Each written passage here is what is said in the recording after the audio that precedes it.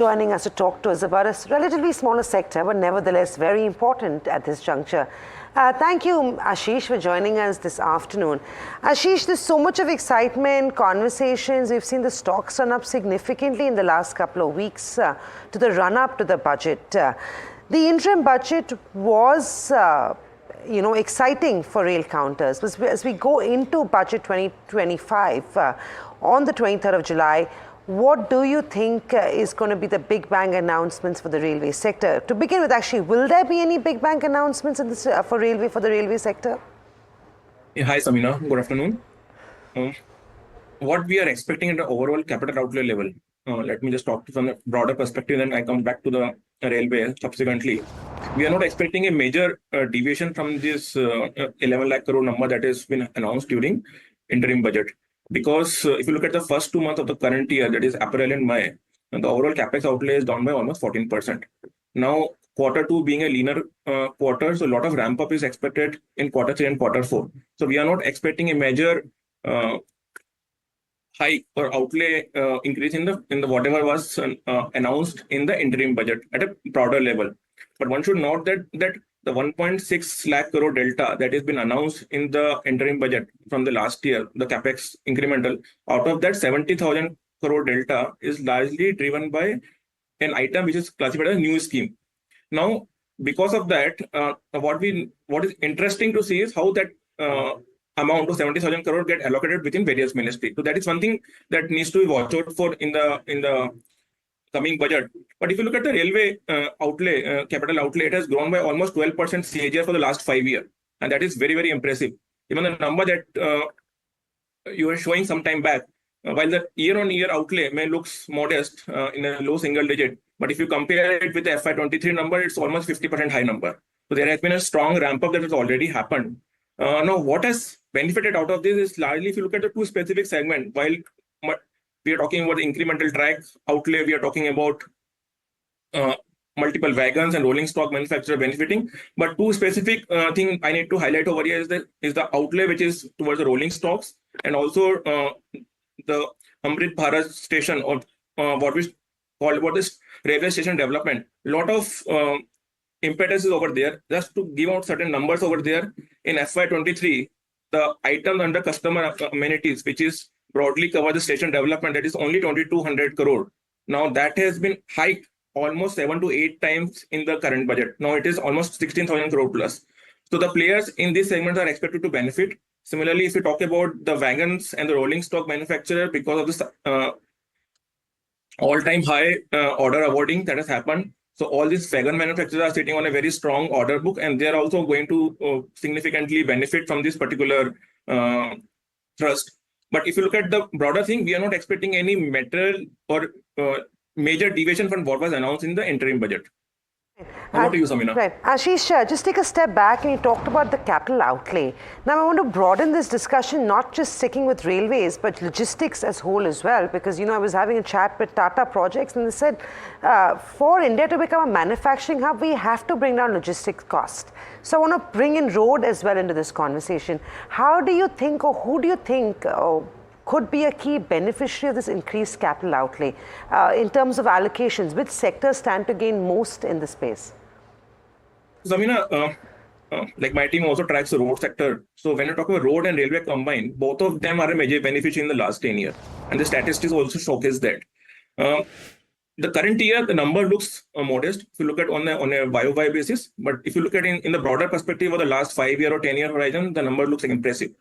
And both is like what you rightly told, if you want to become a manufacturing hub, we are talking about a 5 trillion economy, we are talking about reduction in the logistics cost. Railway will definitely play a very vital role, and so is the road segment. So both this segment, I don't want to differentiate between any one of them. Both of the segment will be a major beneficiary and will continue to see a strong impetus going forward also. Right. While this is going to be a significant beneficiary of the government's outlay and capex plans, What do you feel, or which companies do you feel stand to benefit the most? Because some may argue that a lot of this may already be in the price. You know, one thing is winning orders, but what else needs to, before we go into companies actually, what else needs to be done in this budget to improve the balance sheet of these railway companies, improve cash flow, and generally make them or bring them up to speed with some of the other private sector players? So, I mean, if you ask me, the two specific items that we feel, as ICRA, we feel that needs to be focused on from the railway side is one is the monetization thing. I think there is a significant lag what was the initial target and the number that has actually been delivered. So, in monetization front, there is a lot of scope. And the second space is the public-private partnership. While in the road segment, we have seen a strong ramp up and things have largely stabilized, and the lenders are also very comfortable over there. But in railway segment, we have not seen much of the public-private partnership over there, and that's where the government has to put a lot of funds. So if the public or the private money comes over there and that gains traction, it will be beneficiary for the overall everybody in the system, and all the stakeholders will benefit out of it. Right, and in terms of railway stocks, Ashish, or companies, who stands to benefit the most from this budget 2024 2025? Of course, what stands out for me is the fact that there's every morning RVNL is either bagging an order locally or internationally. See, Samina, I won't like to comment on any company-specific thing, but as a sector, if you ask me, we have seen a lot of competition in the road segment in the last 1 year because of decline in the order inflow. So many of the civil construction entities, they have received station development projects, and they are building on their order on this particular segment. So this is one pie which is going to benefit some of the EPC entities also who are already executing projects or getting new projects in this particular segment. Wagon manufacturers, if you have seen that order book is pretty strong for the next 2 to 3 years, so they are also well placed on that front. Right. Ashish, also, while you can't talk to me about specific companies, but in terms of preference, do you prefer the private players or the public sector, PSU players? Because the gains are very obviously in the PSU names more than what we are seeing amongst the private names. Samina, if the capital outlay is going to increase, everybody in the ecosystem will benefit. So even if RVNL is getting these orders, eventually some of this will get subcontracted to the private players also. So at a broader level, if you look at almost all the players who are in the system will benefit out of it. Right. And very lastly, Ashish, while you can't comment on stocks and you would like not do that, just at a more macro level, there are wants and there are needs, right? What do you think is imperative for the rail sector to see in this budget announcement?